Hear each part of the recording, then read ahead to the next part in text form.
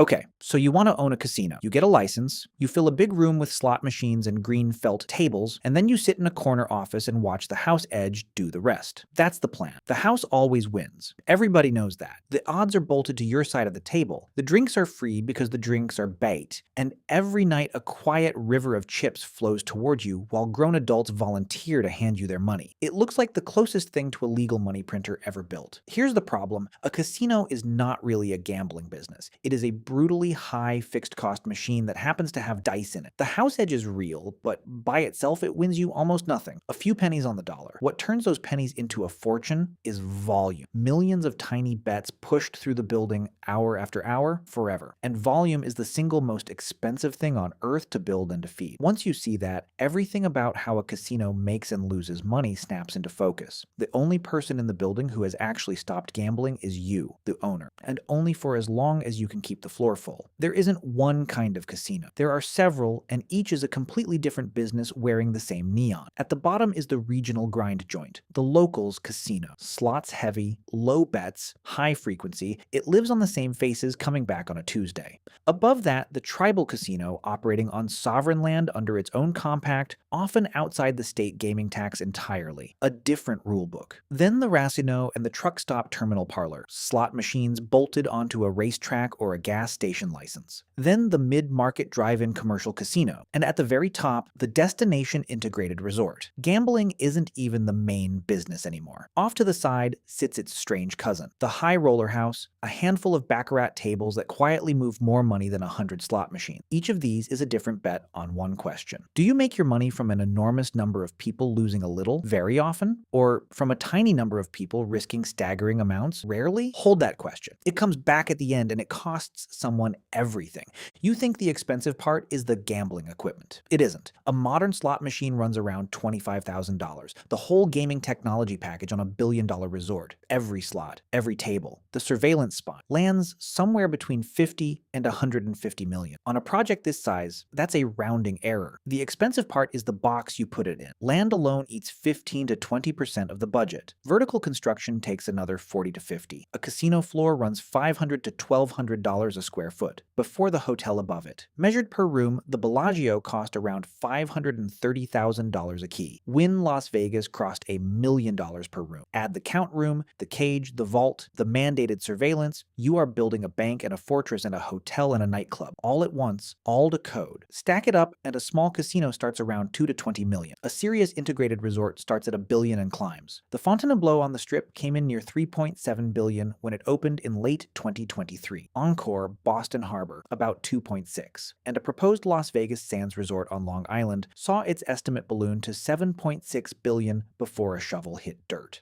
And here's the one nobody budgets for. Before you buy a single machine, before you pour a single foundation, in a competitive market you have to win the license. And the license is a check. In New York's downstate process, the gaming license is a $500 million one-time fee, on top of a minimum $500 million build. Read that back. You can wire $500 million to the state and still not own one slot machine. Add it all up, and the door to a real casino starts near $1 billion, and the government can charge you $500 million just for permission to knock. Now, a real fork, and there's no free answer. Do you buy your slot floor, draining cash the moment you need it most, but owning an asset with no monthly bill? Or do you run it on a participation deal, where the machine supplier takes a slice of every single spin, forever, and the payments follow you even on a dead Tuesday in February? Neither is wrong, but whichever you pick, you've just locked in a fixed cost that's due whether or not a single person walks through the door. Now we get to the part that explains everything else. Picture two identical slot machines, both set to keep 6 cents of every dollar wagered. Machine A gets played 100 times today. Machine B gets played 100,000 times. On any single spin, either machine can lose, variance is enormous, a lucky player can walk away up. But run the count up high enough and something strange happens. That 6% stops behaving like a probability and starts behaving like a delivery. Machine B doesn't hope to win 6%. It manufactures it the way a factory manufactures bolts. That is the entire secret. You're not betting on outcomes, you're manufacturing. Run the count high enough and a 6% edge stops being luck and becomes inventory. Luck is what happens to the player. Arithmetic is what happens to you. And the purest expression of that machine is not the glamorous baccarat table with the tuxedos. It's the slot. No dealer to pay. No cards to shuffle. It runs 24 hours, holds a known 5 to 12%, and its entire job is to maximize the number of bets per hour. This is why the unglamorous machine, not the felt, is the engine. According to the American Gaming Association's revenue data, slot machines drive roughly 65 to 80% of U.S. casino gaming revenue. In a recent year, about $35.5 billion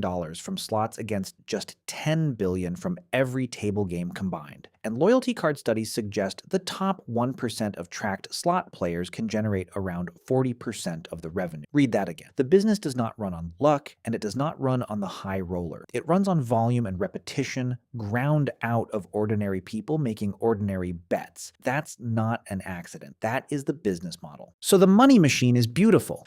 Now let's talk about everything trying to bleed it. Start with the partner you never chose, the state. Gaming tax comes off the top of your win, before payroll, before power, before a dollar of expense.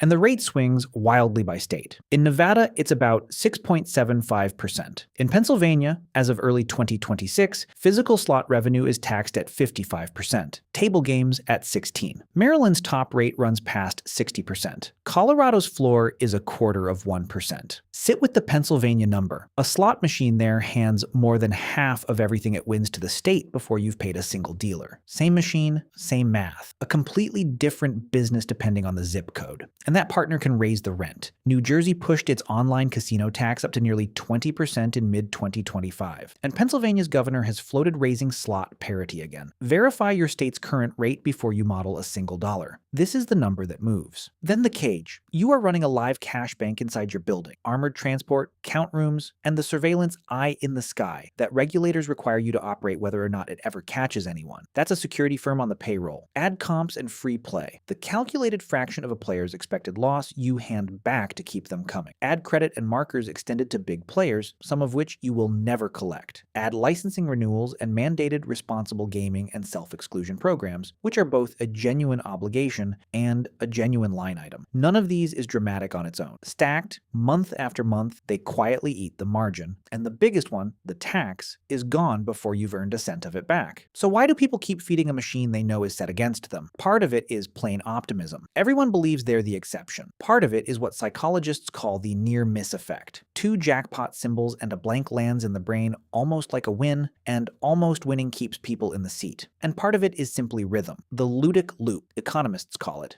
The trance of small, fast, repeated bets. For an owner, none of that is something done to a victim. It's demand you can measure. That's the whole reason the Player's Club card exists. Not as a courtesy, but as a meter. Every carded bet lets you compute a guest's theoretical loss and hand back a precise fraction as comps. A room, a buffet, free play. That data is the most valuable thing you own, and it's also the most scrutinized. How much you must disclose about odds, how you must run self-exclusion. So the real lesson isn't that's how you get them. It's that your survival has to rest on volume and hospitality, on people wanting to come back, not on anyone misreading the odds. Let me show you what happens when someone forgets all of that and builds a monument instead of a machine. Meet Revel, $2.4 billion on the Atlantic City Boardwalk, opened in April of 2012 with the hope of saving the whole market. It closed 28 months later, in September 2014, having never turned a single profit. Brookfield eventually bought it out of bankruptcy for $110 million, roughly a nickel on the dollar. On paper, it looked brilliant, a gleaming, ultra-upscale destination resort. But listen to the man who built it. Kevin DeSanctis, a veteran operator who'd run Trump Plaza and worked alongside Steve Wynn, explained the pricing plainly. They had spent $2.4 billion so they could not become a value property. Rooms opened near $300 a night in a city that routinely discounted to $19. The fixed cost didn't just hurt the strategy, it wrote the strategy, and the strategy priced out the only customer Atlantic City actually had, the day-tripping grind player. That's the question from the opening, answered the hard way. Revel bet on the few big spenders over the many small ones, and it cost them everything, and the killer was buried in a utility contract. Unable to build its own power plant, Revel signed a deal with an outside energy firm financed by bonds carrying an 11.67% interest rate. A fixed energy bill so onerous that, even as a shuttered building, it scared off buyers who wanted the casino, but not the power plant. Alan Winsky, CEO of Gaming USA Corporation, put the verdict blunt. The only real fix was to knock the thing down. Revel didn't fail because people stopped wanting to gamble. It failed failed because a $2.4 billion fixed cost machine demanded a volume of high margin play the building could never move. The fixed cost was too big for the floor to feed. It wasn't the product, it was the math. So let's actually do the math on a real floor. The core engine is simple. Win per machine per day times the number of machines, minus your fixed nut. Take a mid-size regional casino with 1,500 slots. A healthy regional machine wins somewhere between $100 and $300 a day. Call it $250, which works out to about a 6% hold on the few $1,000s of coin in each machine sees. $250 times 1,500 machines is $375,000 a day. Round it to about $137 million a year in slot win. Now watch the partner move first. In a heavy tax state, say Pennsylvania's 55% on slots, roughly 75 million of that 137 is gone to the state before you've paid anyone. That leaves about 62 million to cover everything. Payroll for a 24-hour operation, utilities, surveillance, marketing, comps, and debt service on the building itself. For a resort of this size, that nut runs easily 50 to 80 million a year. So your break even isn't a comfortable cushion. It's a floor you have to keep humming near capacity just to clear the state and the mortgage. Below it, you bleed every single day. Above it, each additional carded visit is very nearly pure profit. Now the high-limit room, the secondary stream everyone romanticizes. One baccarat table with a genuine whale can move more money in a weekend than a row of slots moves in a month. But it hits a hard ceiling, and the ceiling is variance. Baccarat's house edge is only about 1%, and mini baccarat floors often hold around 5.5% against enormous drop. Pair a razor-thin edge with whale-sized bets, and a single bad weekend can erase a month of profit. Real public casino companies have reported entire quarters dented by low hold in VIP baccarat, so you cannot rely on the whale. The escape isn't a bigger whale, it's the grind. Those 1,500 ordinary machines clear a steady 62 million post-tax with a hold so stable the annual figure barely twitches. The high roller room can swing a month's profit in a weekend. The slot floor pays you a salary. You don't beat the ceiling by finding whales. You escape it by stacking low variance volume until the law of large numbers itself signs your paycheck. Now run the same building twice. In the optimistic year, the floor stays near capacity, machines hold at 250 a day, whale exposure is quiet, and no one new opens nearby. After the state and the nut, you clear something like $28 million.